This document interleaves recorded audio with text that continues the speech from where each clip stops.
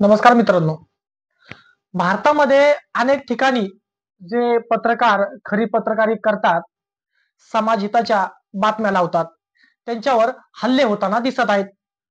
देशातील प्रत्येक पत्रकार म्हणजेच गोदी मीडियाचा नव्हे, तर एक सामाजिक आणि जनतेच्या बाजू मांडणारा पत्रकारांचा जीव धोक्यात असल्याचं पाहायला मिळतंय. अनेक ठिकाणी पत्रकारांवर हल्ले झालेले आपण पाहिलेत. पत्रकारांवर झालेल्या हल्ल्यामुळे अनेक पत्रकारांचा मृत्यू देखील झालाय.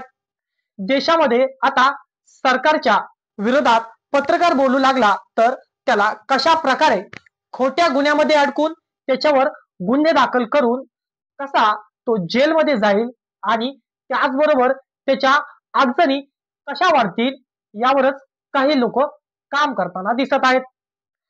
मात्र पत्रकारांना ज्या पद्धतीचे संरक्षण मिळाला पाहिजे त्या प्रकारचं संरक्षण मिळताना दिसत नाही. त्यामुळे हल्लेखोरांची दहशत दिवसेंदिवस वाढू लागली आहे. अशात एका पत्रकारावर आणि त्याच्या घरावर हल्ला झालाय. ही घटना आहे मध्य प्रदेशमधील एका रवी कुमार नावाच्या पत्रकाराची. रवी कुमार नावाच्या पत्रकाराच्या घरावर हल्ला करण्यात आला. खरी पत्रकारिता आणि भ्रष्टाचार उजागर करून जनतेच्या बाजूने बातम्या करणाऱ्या रवी कुमार नावाच्या पत्रकाराचं घर जाळून टाकलं. त्याचबरोबर फायर ब्रिगेड अर्थातच अग्निशामक दलाची गाडी देखील बोलवण्याचा प्रयत्न केला. मात्र अग्निशामक दलाची गाडी खराब असल्याचं कारण त्याला सांगण्यात आलं.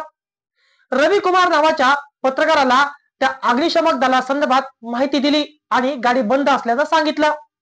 तोपर्यंत वेळ होऊन गेली होती आणि रवी कुमार नावाच्या पत्रकाराचं घर जळून पूर्णपणे खाक झालं होतं. पत्रकारांवर झालेल्या हल्ल्याच्या विरोधात बोलताना कोणतेही सरकार दिसत नाही. मात्र पत्रकाराच्या घरावर हल्ला झाला तर पत्रकारच त्यांच्या मदतीसाठी धावताना दिसत आहेत. आणि सध्या मध्य प्रदेशमध्ये भारतीय जनता पार्टीची सत्ता आहे आणि त्या सत्ताधाऱ्यांच्या विरोधात बोलल्यानेच या रवी कुमार नावाच्या पत्रकाराचे घर जाळण्यात आले अशी चर्चा होताना दिसत आहे. व्हिडिओ सोशल मीडियावर एकदम जोराने व्हायरल झाला. व्हिडिओ सोशल मीडियावर अर्थातच पूर्वीचं ट्विटर अकाउंट आणि आत्ताचं एक्स अकाउंट याच्यावर तो व्हिडिओ व्हायरल झालाय आणि त्या व्हिडिओच्या माध्यमातूनच सर्वांना रवी कुमार नावाच्या पत्रकाराचं घर जळालं असल्याची माहिती समजली. आणि हे पत्रकाराचं घर जळत असल्याने आता अनेक ठिकाणाहून भाजप सरकारच्या विरोधात टीका होताना दिसत आहेत. देशाचा कणा असलेला म्हणजे चौथा स्तंभ म्हणजे पत्रकारिता. पत्रकारितेचा आवाज दाबण्याचं काम हे सत्ताधारी करत असतात. खरं बोलतो म्हणून पत्रकाराचं घर जाळलं जातं. पत्रकाराच्या मदतीला धावून कोण येतं हे देखील आता पाहणं तितकेच महत्वाचं ठरेल. आपल्या सर्वांना माहीतच आहे की देशामध्ये उद्योगधंदा नाही, शिक्षण व्यवस्था खराब झालेली आहे आणि शिक्षण व्यवस्थेसंदर्भात या देशातील गोदी मीडिया मात्र बातम्या लावताना दिसत नाही. YouTube असेल, पोर्टल असेल अशा माध्यमातूनच पत्रकार समाजाचा खरा कणा म्हणून पुढे येतोय आणि एक कणा म्हणून आज उभा राहतोय आणि समाजाला न्याय देण्याचं काम करत आहे. मात्र देशात मोठमोठे न्यूज चॅनलला प्राधान्य दिलं जातं आणि पोर्टल असेल, YouTube असेल अशा माध्यमातून पत्रकारिता करणाऱ्याच्या पत्रकारितेवर प्रश्नचिन्ह निर्माण केले जातात आणि त्यांच्या बातम्यांकडे दुर्लक्ष करत असतात. खरा न्याय YouTube असेल, पोर्टल असेल, वेबसाईट असेल अशा माध्यमातूनच जनतेला खरा न्याय मिळतो आणि न्याय मिळत आलेला आहे. मोठे पुरस्कार देखील गोदी मीडियाच्या पत्रकारांना दिले जातात. त्यासाठी भारतातील कोणत्याही राज्यातील पत्रकार असो त्या पत्रकाराच्या बाजूने उभं राहणं गरजेचं आहे. मात्र तो गोदी मीडियाचा हस्तक नसावा, जनतेसाठी लढणारा पत्रकार असावा. अशा पत्रकारांसाठी आता त्यांच्या बाजूने उभं राहणं गरजेचं आहे आणि त्या सर्व पत्रकारांना साथ देणं देखील महत्वाचं आहे. लोकशाहीचा चौथा स्तंभ जर अशा प्रकारे राहिला तर देशाची अवस्था अजूनही बिकट होऊ शकते.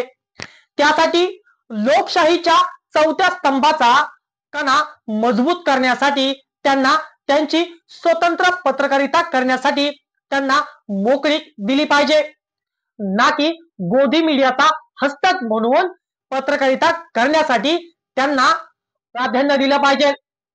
पत्रकारावर ज्या प्रकारे हल्ला झाला, त्याचं घर जाळण्यात आलं, त्या आरोपींवर कडक कारवाई झाली पाहिजे, यासाठी सर्वांनी आवाज उठवला पाहिजे आणि त्या आरोपींना अटक झाली पाहिजे. रवी कुमार नावाच्या त्या पत्रकाराला न्याय देखील मिळाला पाहिजे. यासाठी सर्व पत्रकारांनी एकत्र आलं पाहिजे.